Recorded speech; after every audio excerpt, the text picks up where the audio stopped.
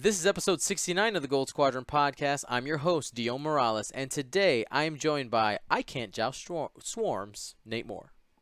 You don't do it. Don't do it. You know you want to, but just don't. And, oh, you think turrets are your ally? William Hagewood. Ah, you merely adopted the turret. I was born in it, molded by it. I didn't see a arc until I was already a man. Awesome. So thank you so much for listening and joining us live or watching in the future. Thank you so much. Upcoming live streams we have this weekend on both Saturday and Sunday, July 21st. We're streaming from Grognard Games, the store championship there, and July 22nd from Titan Games in Villa Park. So if you're local to the Chicagoland area, come out, let's play. And if you're at home, tune in. We'll be both of these start around 10-ish. We'll be posting on our Facebook page the exact times because they're both different. And to be honest, I don't know them off the top of my head. So our first segment for today, we're going to just do a real quick hit on store champ updates. Will, have you been to any store championships lately? Yes, I had one in Dyersville, Iowa. I got a top 4 finish after going just 2-1. It was a shorter tournament, only 8 players. And I lost hard to a double Reaper Inquisitor list. What? Oh, interesting. Interesting. Yeah, Vermeil at Pilot Skill 8 with Slicers was terrible. Yeah, that ship looks strong for sure. And we'll bring that back up here in a couple episodes when we continue to cover store championship stuff because we got a lot to get through today. And this past weekend, myself and some of the other Gold Squadron members played at TPK Gaming, and we had a great time. Our very own Francois Moret won that one with Nim Miranda. I know some of you are angry. Don't be angry at him because he told us that he's actually putting it away. He's done with Nim Miranda. He got his regional bye, and now he's going to play whatever he wants. Start getting ready for 2.0. I got second place again. Bridesmaid. I am. Anyway. That is that. So, next thing I want to talk about is the Gold Squadron Classic. We're going to spend a couple minutes on this. If you haven't heard about it, we posted a video on our YouTube page, and the Gold Squadron Classic is going to be a premier style event that we're putting on, but it's more than just X-Wing. It's actually X-Wing and almost all of the other FFG Star Wars games. We have Imperial Assault, Destiny, Legion, the LCG, and X-Wing, of course. So much more. What's the? I feel like I'm missing one. Am I missing one? Imperial Assaults. Maybe I got them all.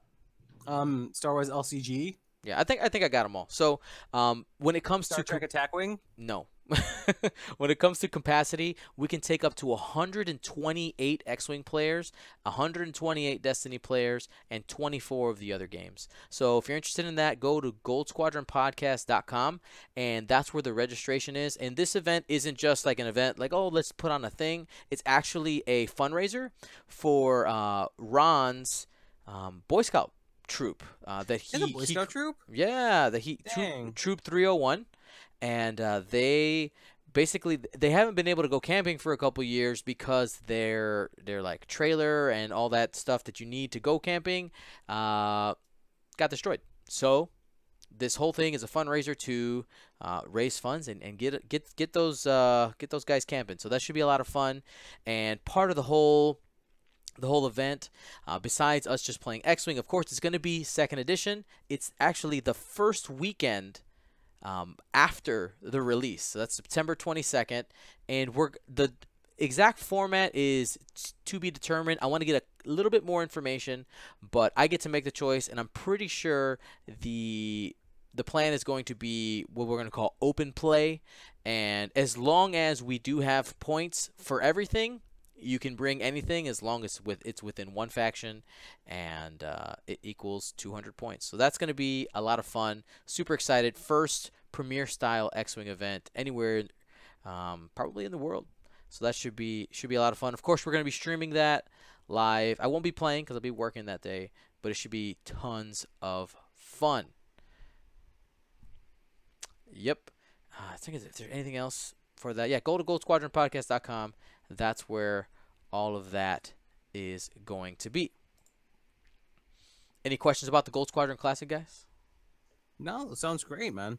I think as a former Boy Scout and someone who just was at a Boy Scout camp less than a week ago, I am totally down with this. I really, really like what the Boy Scouts are doing, where they're going. They just let girls in. That's kind of crazy. Boy Scouts let Really? the girls. That's Yeah, awesome. legitimately, the Boy Scouts are now letting girls in the Boy Scouts. They have to be totally separate, but it's kind of awesome and really super progressive. Yeah, that's I really like that. As a father of a daughter, like that's cool. Just to be able to have access to those same, the same activities and stuff. Oh yeah, Is awesome. because Girl Scouts is great and it does like great stuff and everything. But like, I thought that Boy Scouts just gets. If you're an Eagle Scout, there's like a certain thing, and you better on job applications and college applications. I'm like, well, why don't girls get something like that? Well, now they kind of can. They get some of the great experiences I grew up with. Now they can have too, which I think is great. Awesome. So we'll get to our meat and potatoes of today. As two things, we're gonna go through um, some of the sticking points. Not sticky points, but some of the important things that I want to point out in the second edition rule book. We've highlighted a bunch of spots, done some really fancy graphics here, and of course we'll read it to you, those of you guys who are listening in your cars and stuff. But we're gonna go through this second edition rule book, and we're just gonna go step by step. Here, we're not going through everything in there, but we'll be hitting about 20 different things where we're just going to touch on the interesting little change or twist or something I just want to point out in the rulebook. So this was released, I believe it was early last week, right after we recorded. I think released on Tuesday after we had recorded. So we didn't get to talk about it yet, but here we go. So the first thing I want to talk about is the system phase. So this is the new phase that has been added to the game. This is where bombs are dropped and all kinds of different, right now the thing we know is bombs, but there's other things like cloaking, but who knows what new abilities and triggers could happen here. The thing I wanted to point out that is in this rulebook is that all abilities are highlighted portion now, resolved in initiative order. I know that might seem obvious to you guys, but it's also starting with the lowest initiative and then going up when it comes to pilots. And the reason this matters is if your low initiative ship has an ability that destroys another ship, one of your enemy ships, before it gets to do its system phase X, Y, or Z, that one doesn't get to do it because it's dead. And that's another rule that we'll talk about later that that's just really finite, tells you like, hey, when your ship, if it's not the engagement phase and it's not simultaneous fire, you just die when you die. Once you get that card, it doesn't matter what might have come after, you're dead. So wanted to touch on that. We'll go ahead and take the next one here. Let's talk about evade tokens. All right. It says here, when a ship performs an evade action, it gains an evade token, which is placed next to the ship. While defending, a ship can spend an evade token during the defense dice step to change one of its blank or eyeball results to an evade result. So evade token no longer adds a die, it changes an existing die. Though I will say, I'm not sure how that would trigger, but for some reason it doesn't allow you to turn an evade to an evade, but maybe that's a very specific corner case. That might not ever happen. But for most everything else, it will keep it so you cannot get more evades than dice rolled. Absolutely. So for the next one, Nate, you don't have to read this whole thing. I just want to hit. I can in my best teacher voice. You don't have to because it's long, but I want you to focus on the highlighted parts. Okay. We're talking about barrel roll. Now, Yeah. most people might know some of this stuff about barrel roll. This is maybe some of you who don't. Go ahead.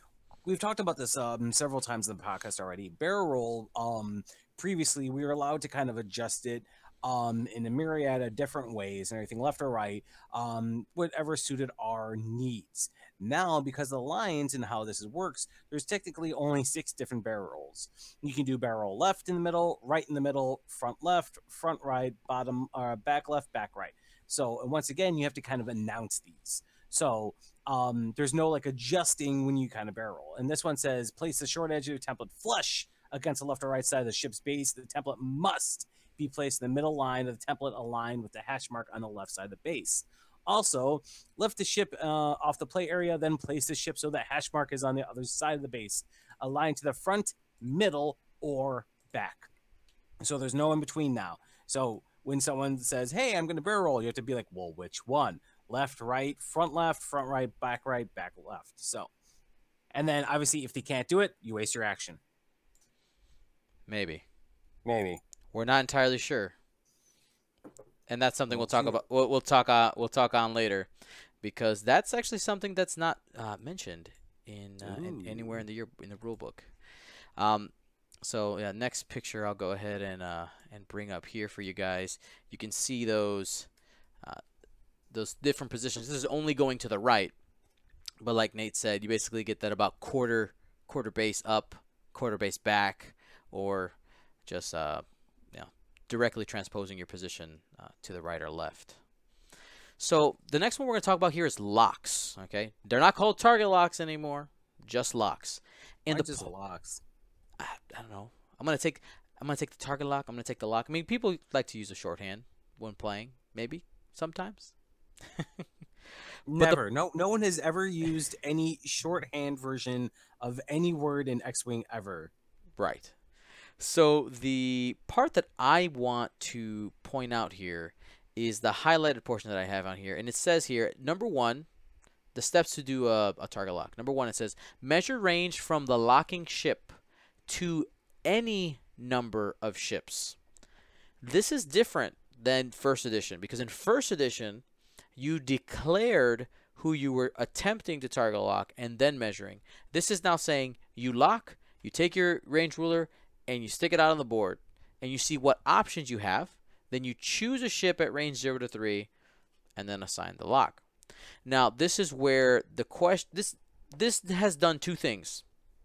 When you declare a lock, you now must take one if there is a ship within that range.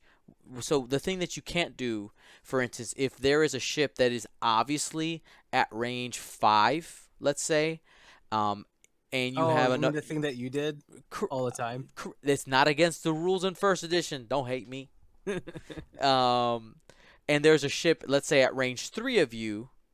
You are now required to take a lock on that range 3 ship, even though you can no longer pretend that you basically can't do a range check through a pretend target lock. That wasn't going to happen in here. But now what we talked about earlier, we touched on, is the fact that this passage doesn't mention anything about failed actions. Now that might be something that comes in later with the rules reference, which again we'll talk on later. But another thing that you'll notice with the actions when they talk about this in this rule book is that there is no spot where they mention, like they did in the Force Awakens rule book, where it's like, if you fail this, you can do something else. That's nowhere in this book. So they're not saying that you can do something else if the first thing doesn't work, but they're also saying that you can't. So we'll have to wait and see how that turns out. But target locks change a little bit. I do think that's interesting. You get to see your options, just like when you were shooting in first edition, and in second edition it still works the same way, but it prevents that long range check on something when you have something else close to you. So the next part here, Will, I want to talk about destroying ships, which I kind of previewed a little bit already. Yeah. Basically, as you said, if a ship is destroyed outside of the engagement phase, it's immediately removed from the board. So we said, like, during the new system phase, right? Yep. Exactly. I guess the example I thought of in that system phase was a Gold Squadron Y-Wing drops a proxy mine on a cloaked Phantom, The Phantom Dice does not get to decloak and move out of the way. Absolutely. Or Or even let that Y-wing dropping it on another ship that would have dropped the bomb later and killing it. Same deal. mm-hmm. Oh yeah, you could if you were kind of rear to rear and about to both drop proxy mines on each other, the lower pilot skill would actually be advantageous. Yep. Yeah, because you move first. Well, it's not because you move first. It's because in the system phase, you get to do your shenanigans first. Yeah, so it's basically like you do shenanigans, I do shenanigans, so it's totally different in order. Right. Will, since that one was a little short, go ahead and take special weapons and range bonus indicator. Okay. The main one is this little missile icon that is represented on secondary weapons. This little missile icon is referring to taking away the range bonus. Normally that's a range 3 defensive bonus, but I believe proton rockets and advanced proton torpedoes also have this, which would prevent you from gaining a range 1 bonus attack dice as well. Yep. I will say, if you have Saw's Renegades, for some reason those proton torpedoes have like a weird arc-shaped thing. And they don't have that indicator. It's not a missile shape, it's a different thing. But it still has a symbol that indicates that. Yeah, a lot of those Wave 14 second edition cards have little tiny mistakes here and there because they had to get out first before everything was finalized. That is for sure. And another thing, Will, that I want to touch on here is notice that they no longer are using the word secondary weapons anymore. It's now called special weapons. So that's a new vocabulary word for us here in X-Wing. These special weapons instead of secondary. Exactly. So that we all know what we're talking about, right? Like, I mean, are they special or like special? They're very special. You know, how long's the bus that these things ride on? Normal size, whatever size it needs to be, Nate. Go ahead, hit the next one. Charges and the Force. Those two highlighted sections there. Charges and the Force. So many upgrade cards represent the limited resource such as weapons and finite ammo. These cards hold the standard charges, which limits how often the ability can be used. We've talked about this before.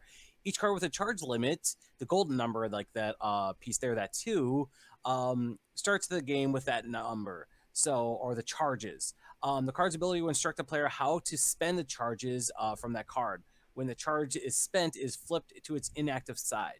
During the end phase, each card with a charge limit recovers 1 charge if it has a small arrow next to it, and we've talked about those arrows too. So basically, some pieces will be able to recharge. You will be able to recharge your charges, right? In other cases, you will not be. There are some characters that we talked about. Who's the Hawk that basically had like 3 charges, but he has to burn all of them at once?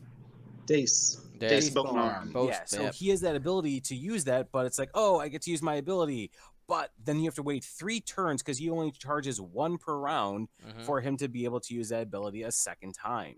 So other people or other things might not be able to recharge anything. Like, was it Morvallo Eval? I don't think can recharge his ability. Right, exactly. So the 2 big things here I want to hit is the fact that you do 100% for sure start the game with however many charges are on the cards. I know that seems like something simple to point out, but I did see people asking that question here and there on Reddit and stuff like that, and people saying, like, of course, stupid. I don't take that approach. It's like, hey, if you're not sure, that's all right. You do start with them, and that does matter with certain abilities. And the fact that it's during the end phase when you recover. Both this applies just both for the Force and these charges if you have the recovery arrow. Now, here is an interesting situation that I did think of as I was going through this. Because this is part of the end phase, which is its own step It's basically the last phase that we end up going through when we're playing. If you are in the end phase, you are flipping tokens and time is called. You're done. You don't get to go again. So, for people who play in tournaments, this is an important fact. It's small, but you have to, like, if you have your dial in your hand and you're flipping tokens still, like let's say you, for whatever reason, you have like 10 to flip, like you're flipping them and they call time, you can't say I'm in planning and continue flipping tokens. Like, you might get away with it. I mean, I don't know how picky people are going to be with this specific rule, but the fact that it's defined as you're flipping these tokens not at the start of planning, but at the during the end phase, might make the difference between whether or not you're ending a round earlier than you wanted to, or getting that extra round or not. What do you guys think about that? Well, I mean, some people could try to like maybe do that to like delay time, but maybe there's I could see it going both ways. People like Yeah. taking forever to flip their stuff, because I've seen people do kind of things like that now to delay time. When you're like, hey man, can you set your dials? They're like, nope, I have to flip all of these things. So yeah. Yeah, we'll see. I mean, I'm not necessarily thinking about it in a malicious context, which, I mean, you do mention, people can take their time with this.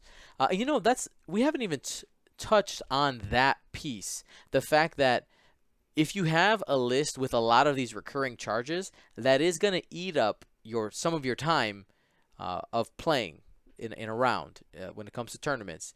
Will it make a significant difference? We don't know yet. We're going to have to do data research and watching videos and things like that, and to see whether or not it actually matters.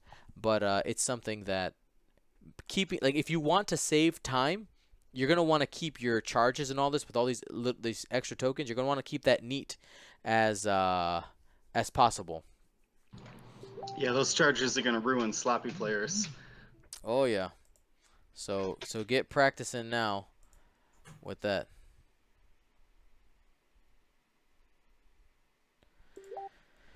Alrighty. Sorry about that, guys. So the next thing I want to hit on here is ship sizes. Is that my turn? It's my turn, right? So this is a small thing, but they do talk about the rules reference. Excuse me. They talk about a couple things here. They talk about the core set, the fact that it only has small ships, and all of the rules here are written in reference to small ships. That's important because you'll notice that when we talked about barrel roll, there was no mention of medium or large base ships, what they do. So there's only 2 times in this rule book where they actually mention the other base sizes.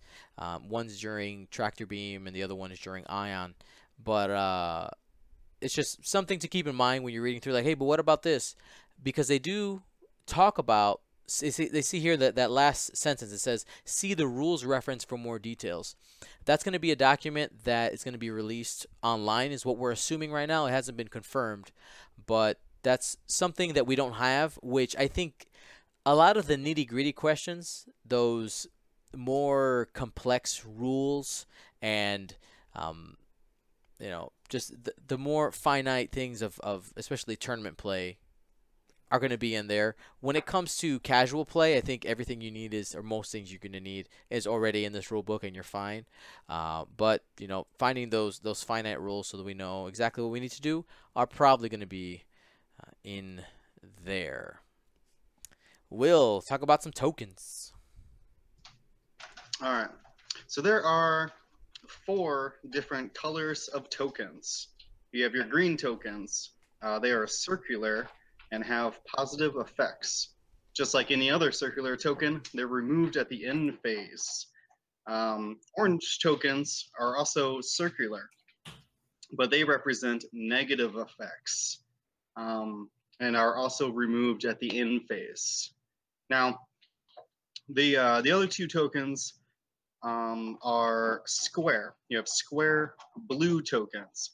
and these are positive effects that remain until a specific turn. And then red tokens are the equivalent of that square, but also they are negative. Your examples for red tokens are stress. Blue tokens, I believe the only one is cloak. Is there Right. another blue token? Right now, it's just cloak. Okay, but there could be something. Because, well, I will say that there's no more blue target lock tokens. You're right. There's only the red locks that are on you, which is red, and those are they're square. square, and red, and stay until an effect. Example of an orange token, I guess it'd be like tractor beams, and the green tokens are focus and evade. Those are examples of them. Do we know if the what's it called?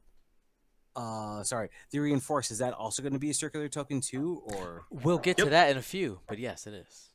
Yes, it is. Every token is either green and circular, orange and circular, blue and square, or red and square.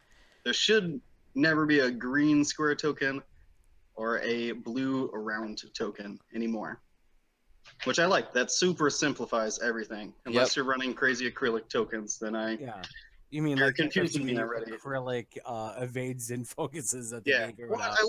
Honestly, though, I like those square evades, so don't talk bad about them. I'm gonna knock them back.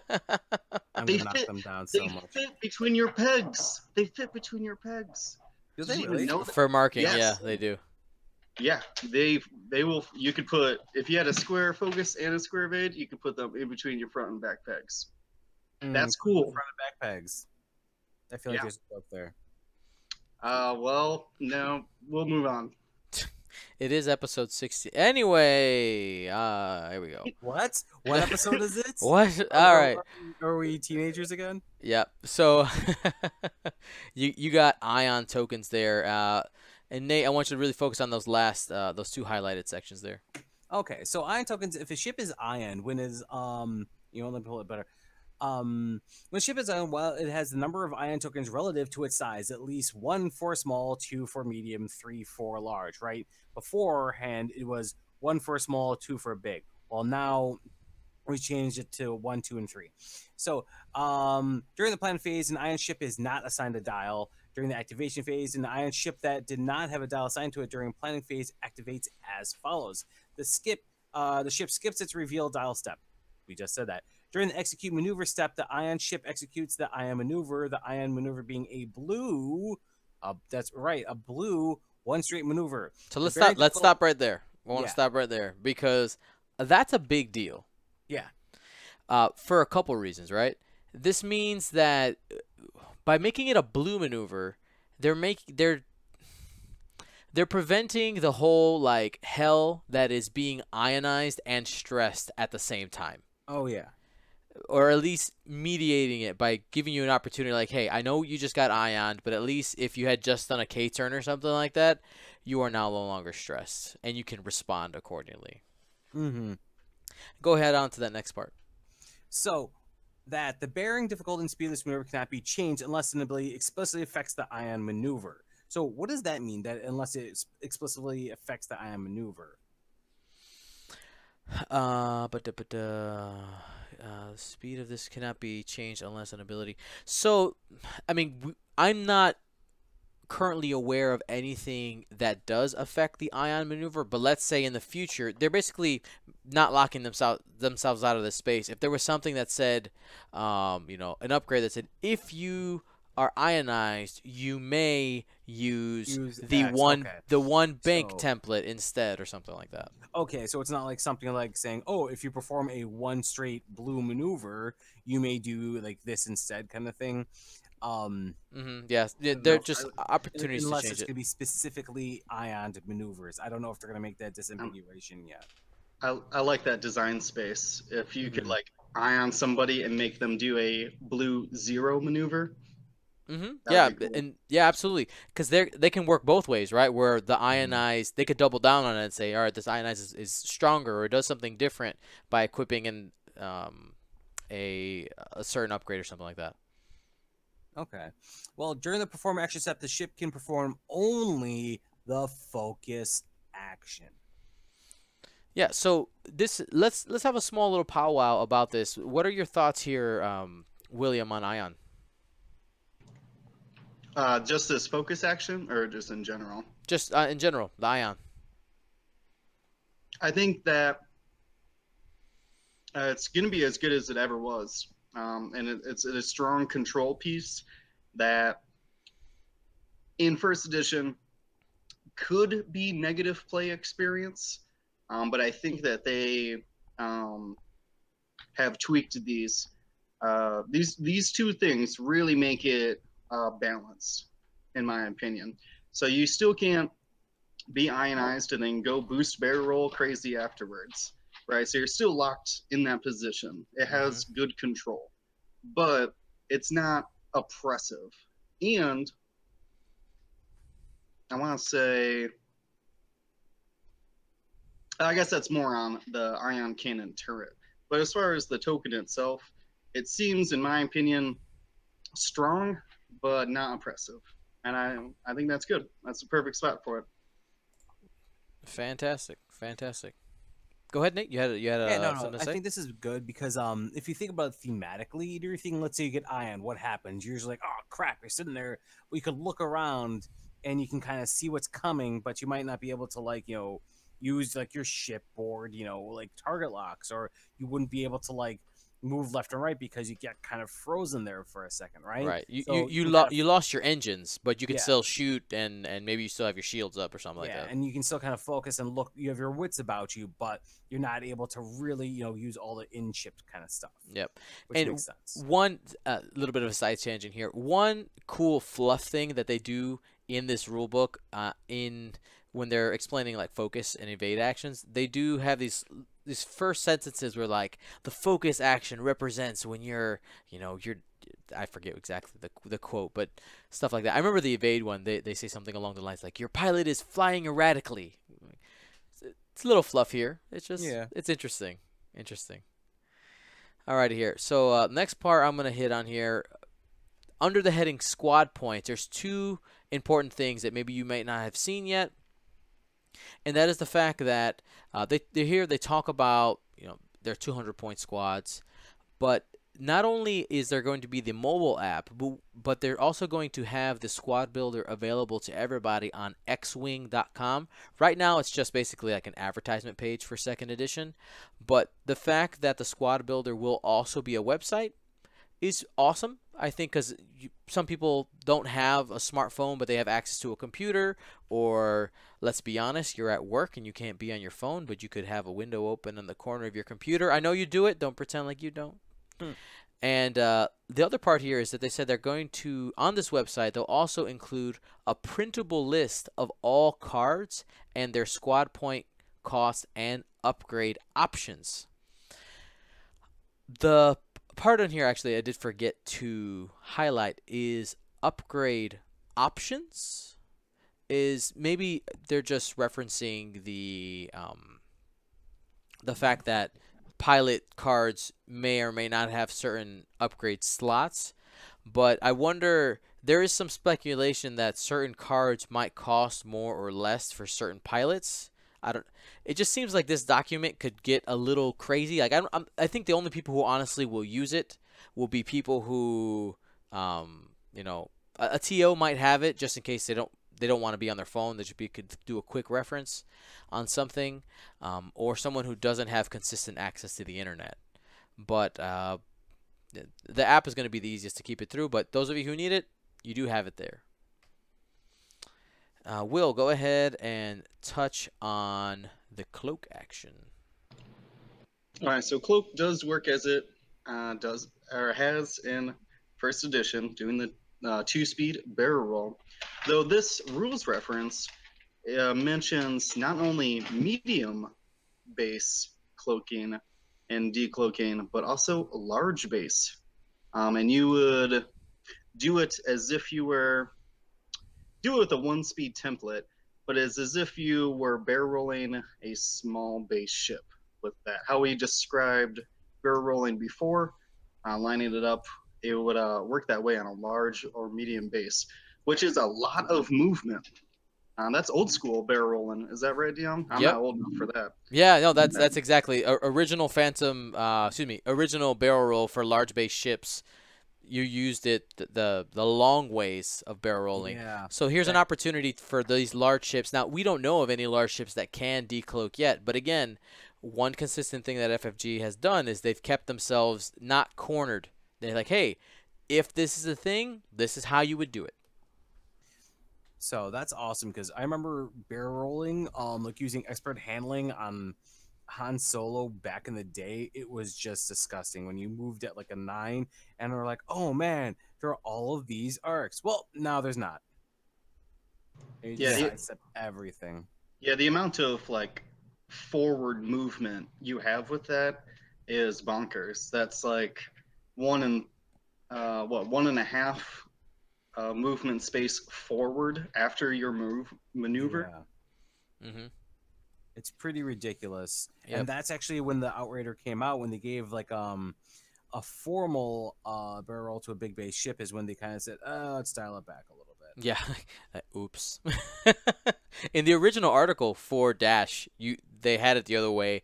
Like, oh, look at all this crazy movement you can do. And most people were looking like, yeah, did you see what you did? Look what you did. Yeah, that would have made Dash just unreal, ridiculous. All right, here. So one of the actions that has been overhauled a bit, even though it's new with Wave 14, has been jammed. Nate, I'm gonna take this one just because I've been reading this one quite a bit. You'll take the next one. Go for it. So a couple of things here that we need to point out in jam. In our current first edition format, on the Reaper sheet, they say that jam you can do it at range 1 of you, but also range 1 to 2 in arc. That is gone. That is no longer in second edition. That was me. You see the little red text here if you're watching live or on YouTube. No range 1 to 2 in arc. That doesn't exist. It's really strong in first edition, and I understand why they added that in first edition because of all the power creep, X, Y, and Z. I get it. So they dialed it back here for second edition.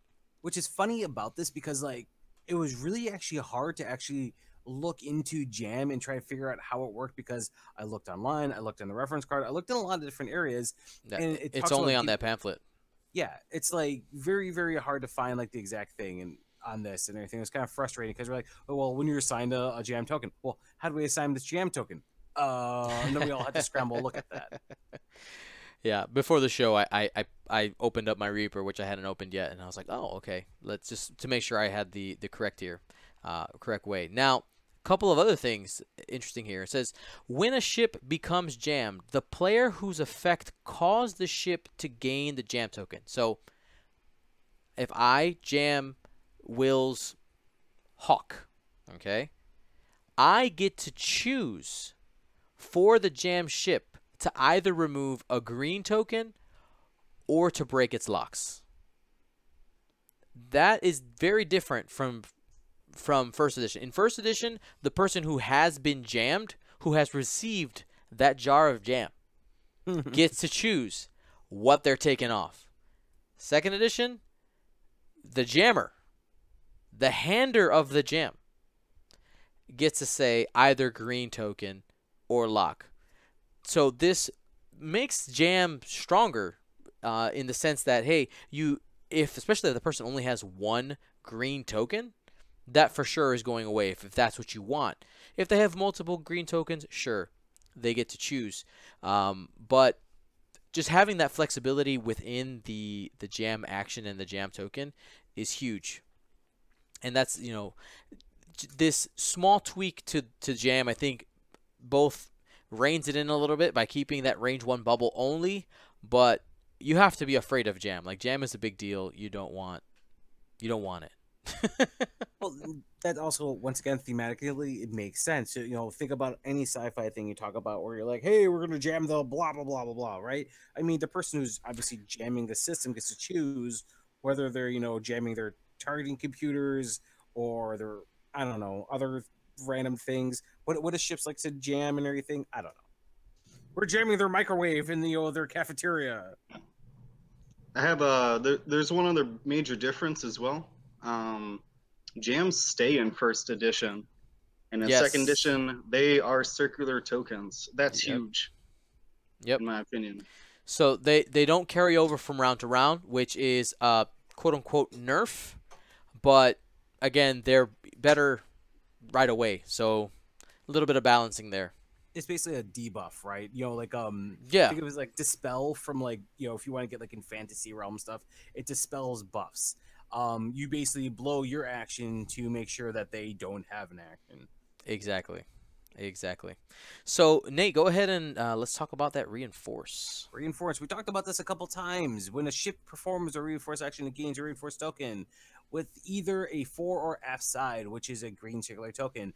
When a reinforced ship defends, if the attacker is only the full arc or match or rear arc matching the token fore or aft respectively, reduce the damage the attack deals by 1 to a minimum of 1. Remember, reinforce will not invade all of the damage anymore. It will reduce it to 1. Now, we talked about how in 1.0, the reinforce, if you reinforce the front, you know, the front is a lot fatter than the back, right? Mm-hmm. If you're in the front arc, then they consider you just to be in the front arc. And that's just how it was, right? Unless you're in the rear arc, then you're considered like, you know, in the rear. Here, if you are down the middle line of the front and the rear, reinforce pretty much does nothing anymore. Yep. And there's a couple of things here I want to point out. The new vocab word for us here is full arc. Mm-hmm. Refers to that either front half or back half. And we do have symbols for those. We do have iconography on there where they show, you know, it kind of looks like a Pokeball.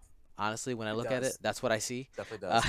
One's a Voltorb, one's an Electrode. I played a lot of Poke. Except I didn't even think about that. Yup, bringing it back. Love it, love it.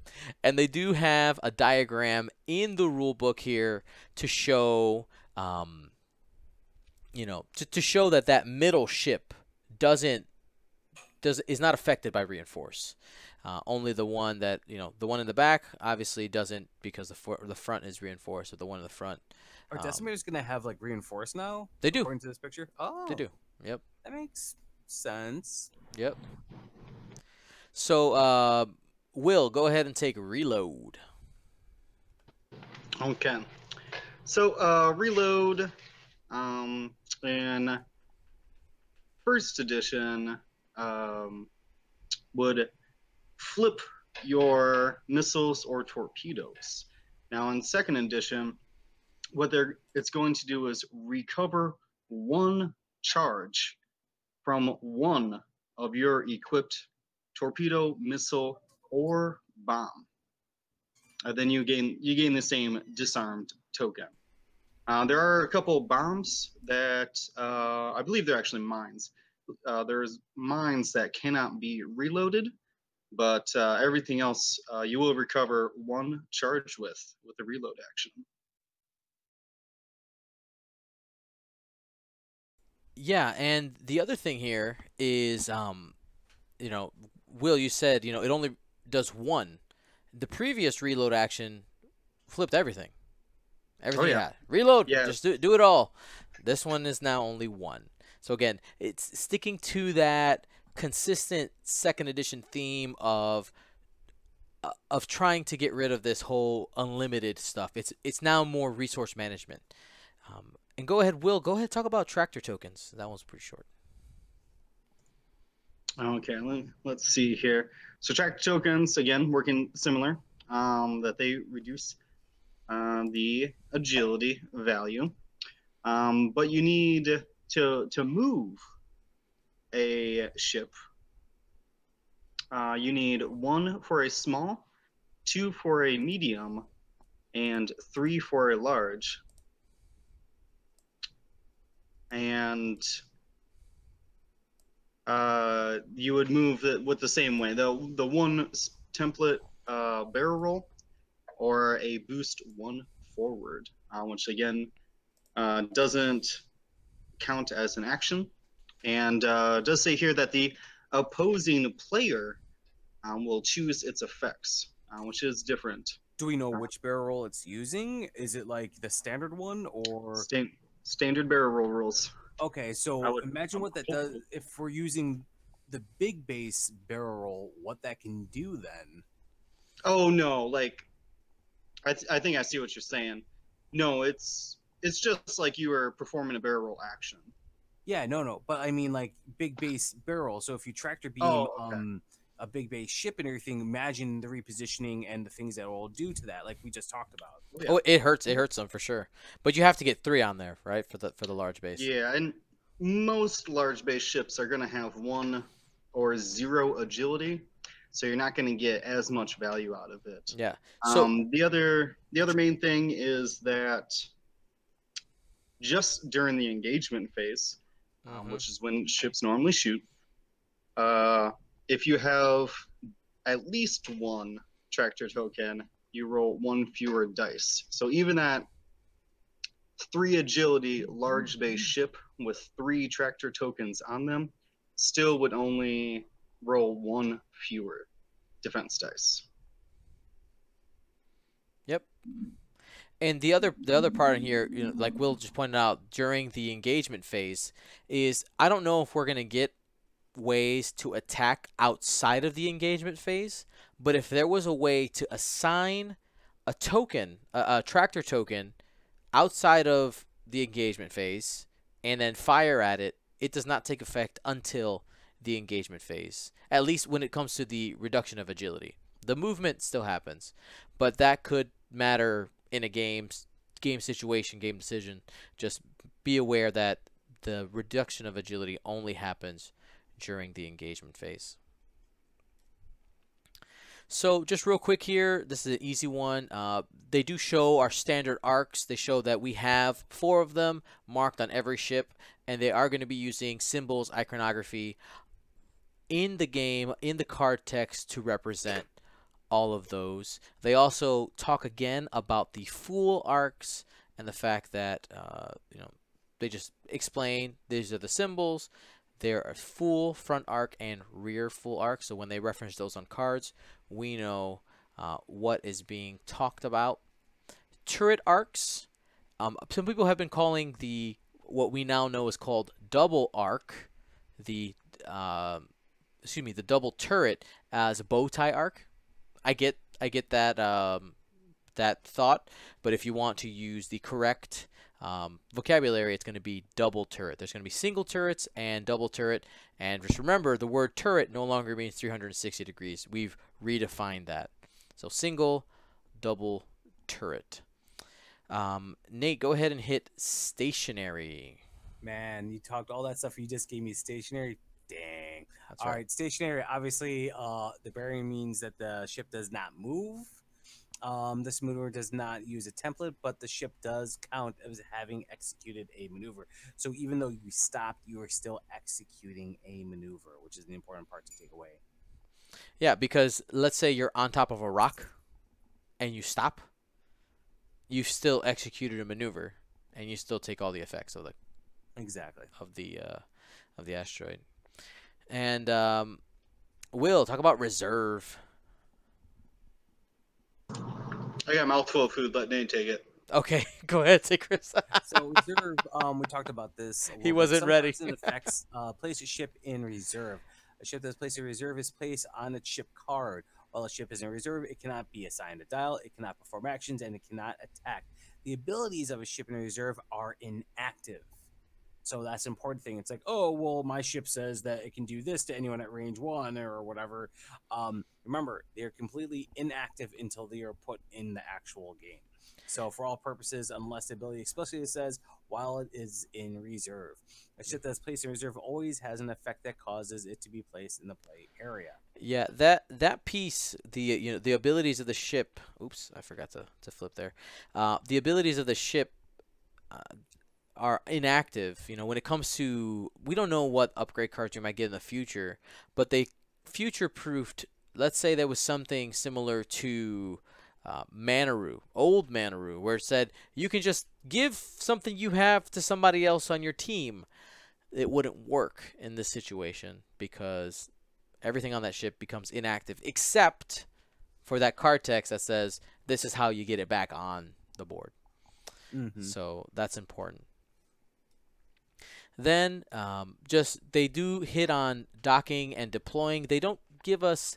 I think we're going to see more of it in the rules reference, as they do talk about in the bottom there when it comes to specific ships, redock, undock, all of that. But they do touch a little bit on docking and deploying.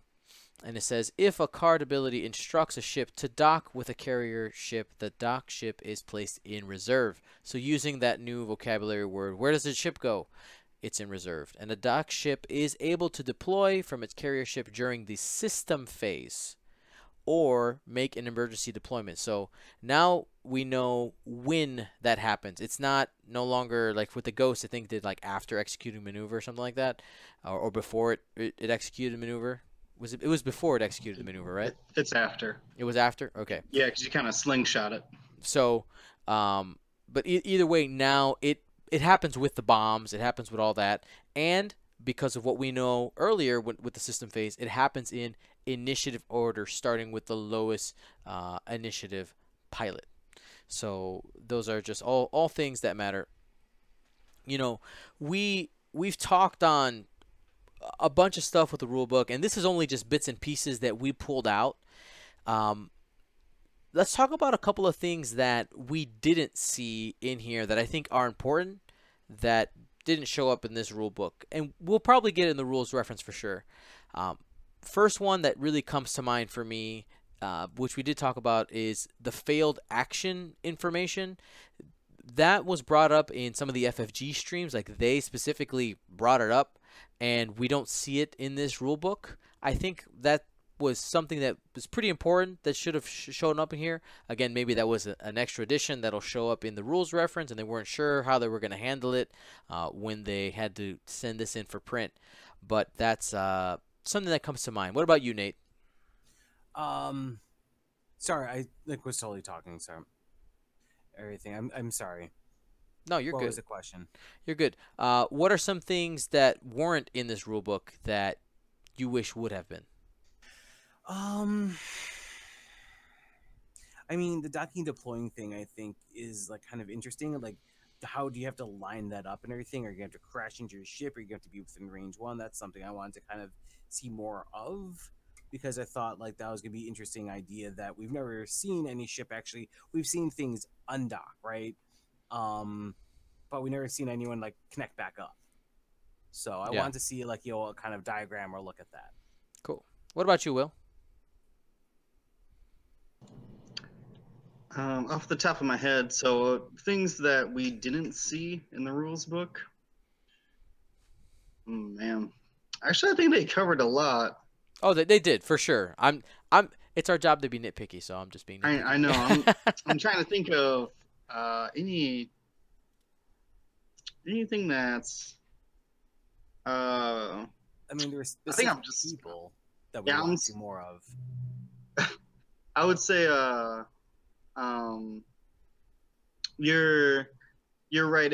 It's things that are like more for like tournament play, like that penalty for red maneuvers, where like yes, you can't do them, but what happens if you do that? I'm trying to think of another situation like that. What is there other things like that that you can think of? What about like flipping dials? Is that in there? Definitely not.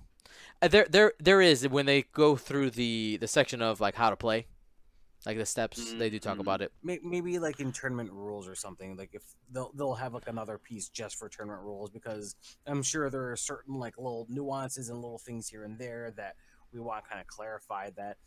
But I have a feeling they'll do a whole separate thing just on tournament play. And this, we all have different little things that we'd love, kind of, situations, like, oh, what happens if someone knocks over my ship, or things like that, like how did it proceed? I guess actually what comes to mind is obstacles. Do they specifically list asteroids and debris in this rules book? They don't show you exactly what you're getting in there. They do say you're going to get 3 rocks and 3 debris.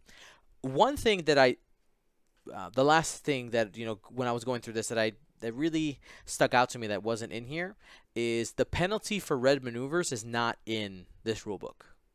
Yeah, when I say penalty for red maneuvers is if you are currently stressed and you you reveal another red maneuver, that is not in here. So we don't know if that's going to be changed or not. And I know that it wasn't in the first edition binder. Excuse me, not binder. The first edition rulebook, the original one. I'm not even sure if it's in the Force Awakens one. But this is most likely going to be in the rules reference. But in the rule book, this one just says you can't do it. That's all it says. Like if you are stressed, you cannot reveal a red. It's like, okay, well, what happens if I do? Like, if you're actively playing, let's say somebody who hasn't played First Edition before, they're just cracking open this core set for the first time, and they get to this situation, they don't know what to do. What did it used to be? Your opponent chooses your maneuver? Well, that wasn't even in the rule book. That was something that was a tournament type rule. Like it wasn't in the core rules. It was just something that FFG added on later. But yeah, it's just interesting that wasn't in there because it's a situation that can happen. And that's the same thing with the actions, right? They talk about, at least with boosting and barrel rolling, they said if you can't fit, you don't get to do it. Like they do say that. This is just one where they just say you just can't. You can't show the red because if you flip it, it won't be red or something. I don't know. This is an interesting thing. I love your low res picture there, by the way. We'll get to that one in a minute. So, yeah, let's get to our next segment. Edit in a break here, but those of you who are watching on video, no break. We just go straight into it. So, our next topic here is TIE fighters. Okay, we're talking about TIE fighters.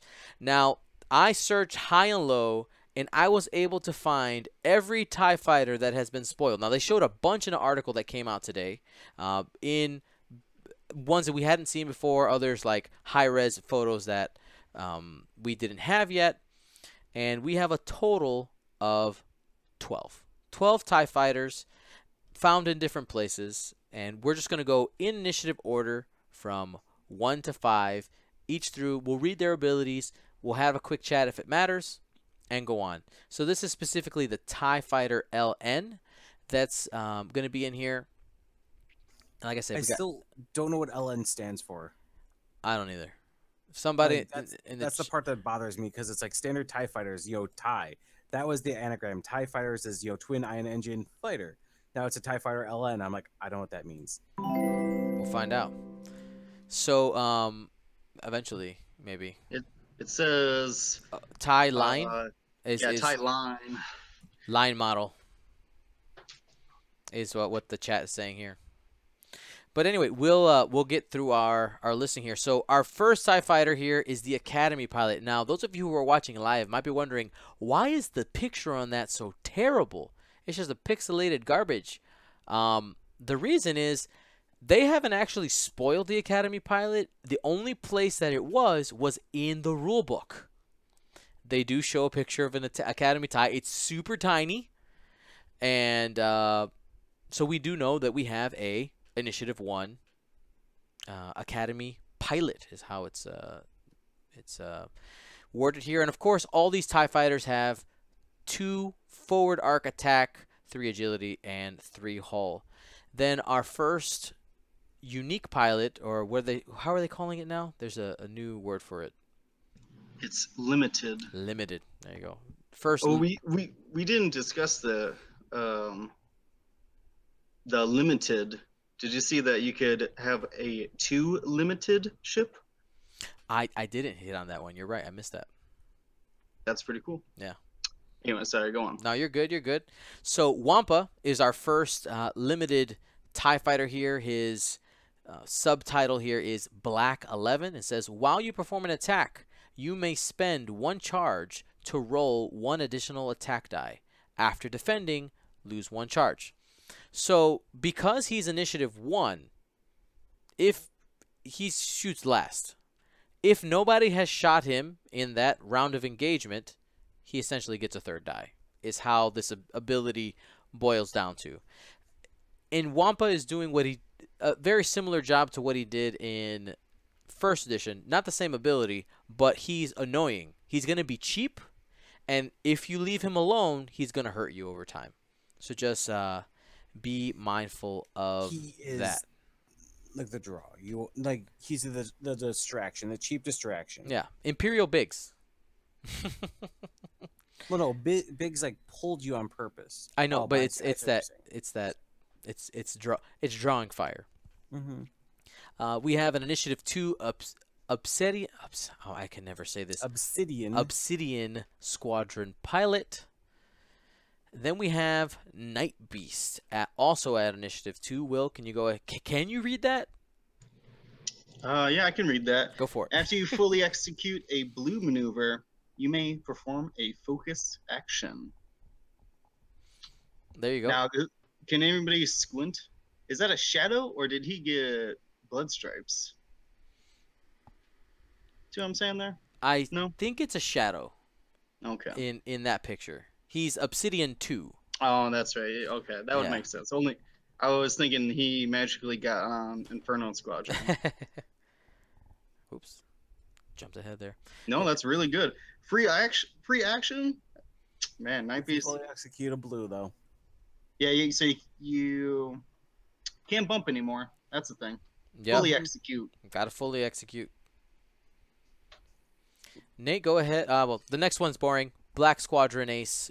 That's our PS3. We know that it has an EPT because in the FFG 2.0 stream lists, they had these Black Squadron Aces with Crackshot, which is in EPT. Go ahead and take Valen Rudor. Valen Rudor, after you've a friendly ship at range 0 to 1 defends after damage is resolved, if any, they said in parentheses, you may perform an action. So basically, if anyone is at 0 to 1 of you, and after damage is resolved, you may perform an action. So this guy is really good to like fly around because he gets free actions if he's got a friend around. Yep, and that includes himself. Yeah, it includes himself. Basically, if he defends or if his buddy defends, he gets an action. Yep, all the damage happens. Mm-hmm. Then he gets to do a thing. Yeah, these TIE fighters, these unique TIE fighters, they're all really good. They all have really unique abilities, and we'll talk a little bit more. But I think they're super cool. Gideon Hask is our next one here at Initiative 4. And before I get into his ability, I do want to talk about the Inferno Squadron. They put the entire squadron of characters that you meet in the Battlefront video game into this. I really like these characters. I read the book that goes along with the video game because I can't actually play those kind of video games, but it's just really interesting how their personalities got turned into these abilities. I find it really cool. A little bit Star Wars nerd there, but that's why you're here, because you know we love this kind of stuff. So Gideon Hask, Inferno 2, says while you perform an attack against a damaged defender, roll 1 additional attack die. This was the ability, I think it was of Scourge. Am I right about that? Right? Yes. So same exact ability, works the same way. Additional attack dice on a TIE fighter is great. I mean, you're increasing your attack power by 33% by adding an additional die there. And then we have Del Miko. Go ahead and take that one, Will. When a friendly ship at range 0 to 2 defends against a damaged attacker, the defender may reroll 1 defense die. This is amazing because if somebody's damaged and Del Miko is within 0 or 2 range, the defender basically he gives them may reroll 1 defense die. So that is amazing. It doesn't mean another TIE fighter. It means anyone within range 0 to 2 of him. If the guy is damaged and attacking you, you get to reroll defense die. This is just wow. Now here is a couple of things here. they have to be damaged. So that means they have to have damage cards. Exactly. Right? So that's one thing we have to remember when looking at this pilot. But having any type of defensive reroll, we know is really good from the popularity of cards like Lone Wolf, right? We'll see how. Again, we don't know anything about points. Yes, I couldn't go an entire episode not talking about points, but depending on his costs, I think that'll really that'll adjust his popularity, because if he's too expensive for what is essentially a situational ability, it's it might not be quote unquote worth it when compared to all these other awesome TIE fighters. I guess I'm up next then. Right? Yep. So Sen Morana. Sen Morana. While you perform an attack, you Miranda, not Miranda. Yeah, I said Marana. Marana. Miranda? No, What? Marana. Miranda? Like piranha, Marana. Okay. Piranha. When you perform an attack, you may spend 1 critical result. If you do, deal 1 face-down damage card to the defender, then cancel your remaining results. So this is Wampa's ability in 2.0, basically. Yep. Though, now correct me if I'm wrong. Wampa in current edition lets you do it in the compare results phase, or do you still have to spend it? It's in the compare results step. I think you cancel the crit.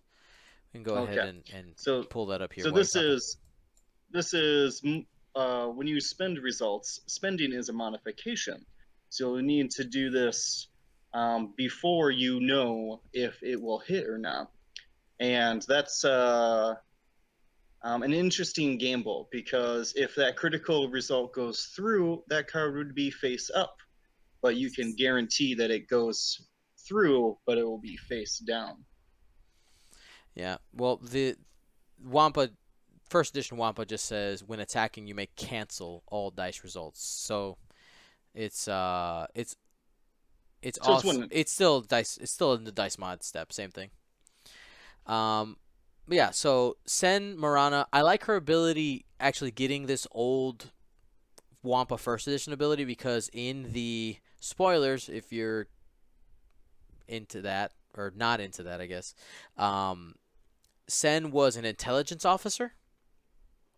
She spoke a bunch of languages, and this really feels like a precision type of ability. First, I mean, crits are rare, and then when you do roll it, you get to pop it. That's pretty awesome, especially now that there's not going to be a Palpatine to just add a crit, or change a crit. You know what I mean? That's not a thing anymore. I do want to say before we go on to the next one. Yeah. That so this is 2, 3, and 4 of Inferno Squad. Yep. From the core set, all of the other Inferno Squadron, like Iden Versio, are also Initiative 4. Yep. I like that. I'm interested to see the Inferno Swarm out on the table, to see if that, with all their abilities mixing together about damage cards and whatnot, I think that would be very cool visually to see the whole Inferno Squadron come out. Yep. And a little bit of a fluff thing you do see there, all of the Infernal Squadron pilots do have those 2 blood stripes on their TIE fighters, including the reused art, which I believe is this one, for Sen, from another one. Or is it this one? Maybe it's another one, where they end up essentially adding in the blood stripes. That's what I was thinking of earlier. That photo's reused from, I think, Night Beast. Yeah, something like that. Yeah. Poor Night Beast. Rest in peace. Then we get to Initiative 5 here. We got Mauler Mythal.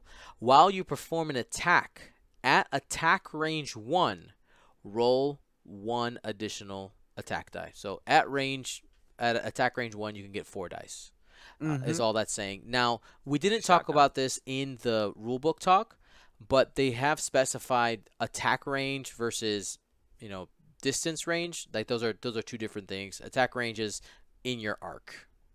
If it it that doesn't apply to this ability, but that's why they're using that that vocabulary, attack range 1. All right, so here is Scourge Skuru, new ability here.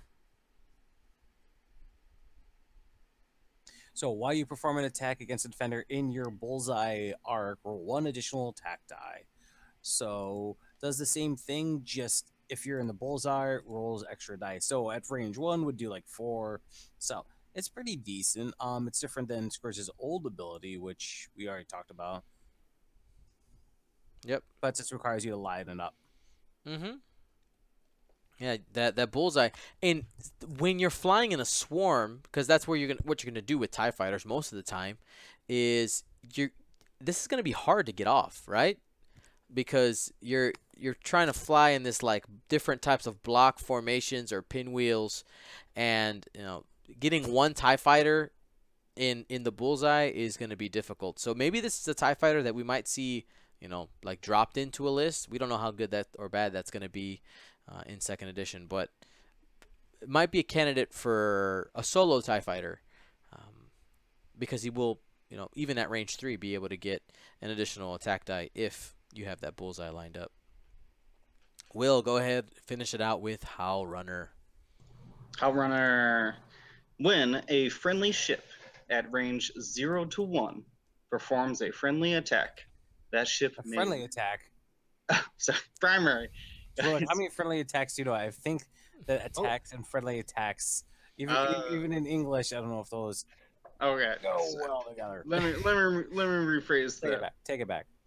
While a friendly ship at range 0 to 1 performs a primary attack, that ship may reroll 1 attack dice.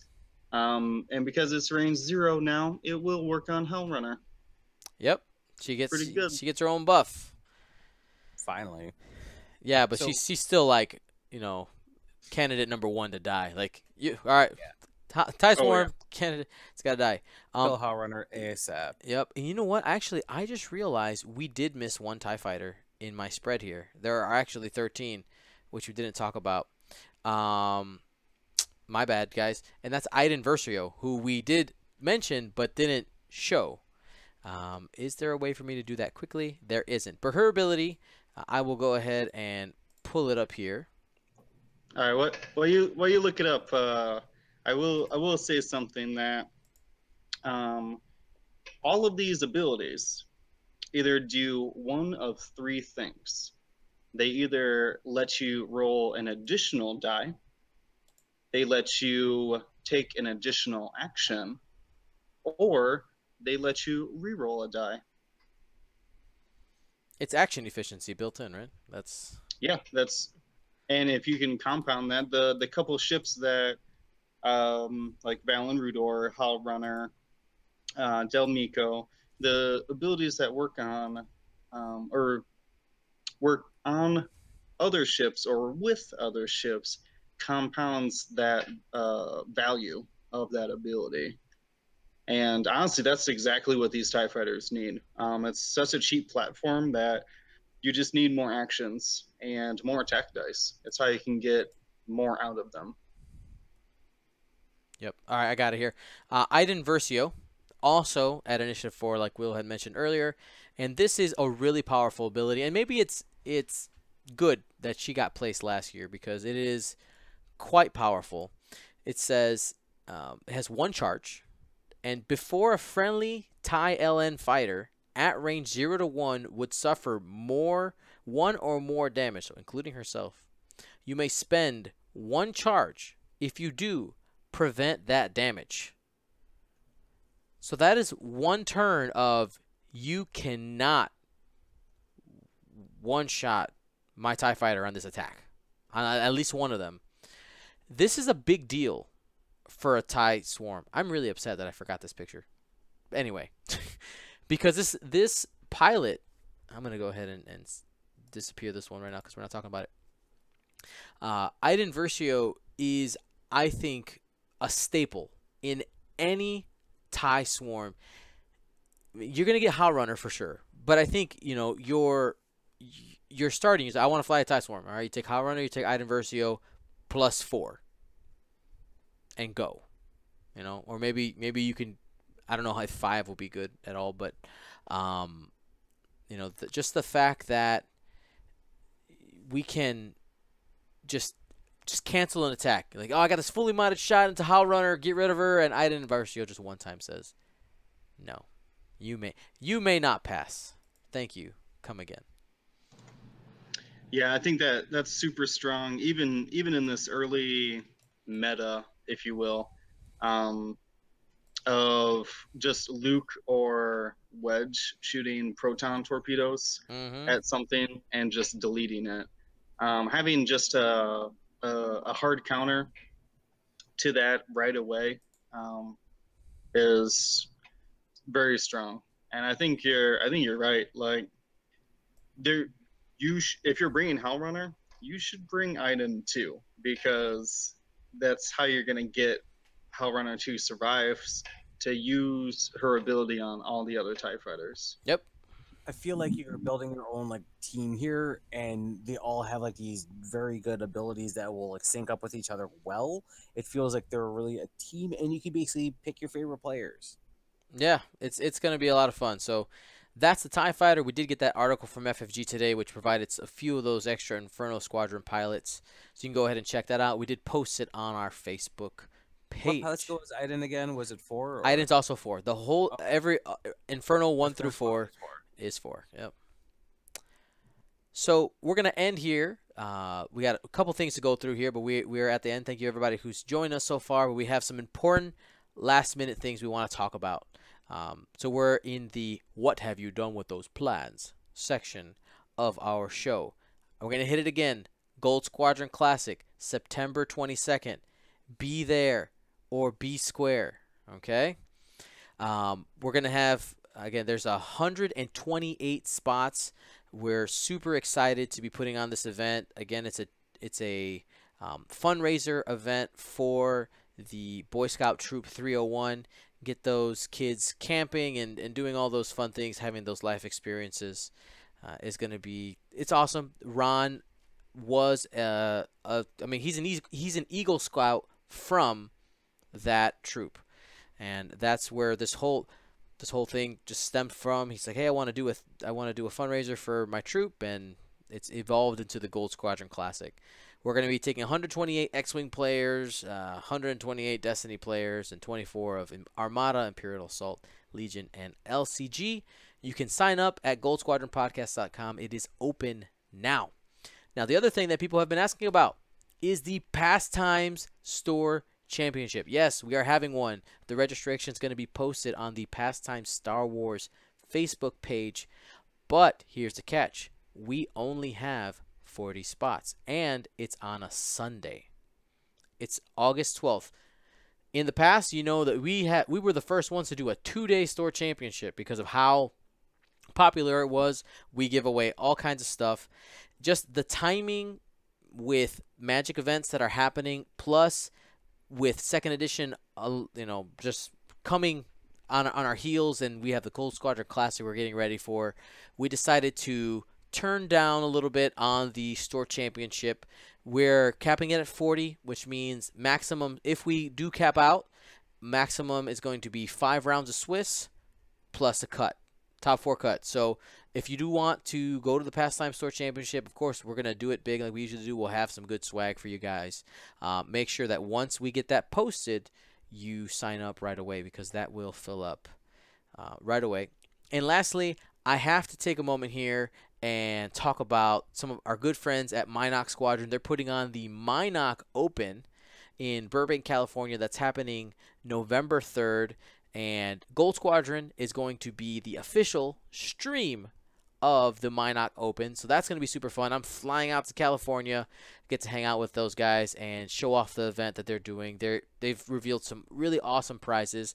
And one thing that they have as part of the registration, you have these extra add-ons you can get. There's this awesome card binder, which on their most recent show, they talked about that it's going to be a full sheet binder, not like the small one that they have in their presentation picture. That's just like a a stock photo, and also a coin. If you want to get those add-ons, you have to sign up before September 15th. So make sure you go ahead and get signed up. And if you're going to be at the Minoc Open, I'd love to hang out with you. And of course, one more time, Gold Squadron Classic. Be there, hang out with us. Let's raise some money for charity. So thank you so much, Will and Nate. Awesome show as always. Yup. Right on. So all of you at home, you can watch live X-Wing events and content at twitch.tv/Gold Squadron Podcast. And remember to hit that Twitch Prime button. It's literally free money. You click a button and you throw a couple bucks our way. It really makes a big difference. It allows me to do things like fly to California for the Minoc Open and stream it for you guys, which is a lot of fun. Because you might be thinking like, oh, the Minocs are paying Dion to come. No, they're not. They can't. They can't afford it. Because they have their expenses for their event and stuff like that. And this is something that I know the community is going to want to see that event. So I do the thing. So click that button, guys. It makes a huge difference.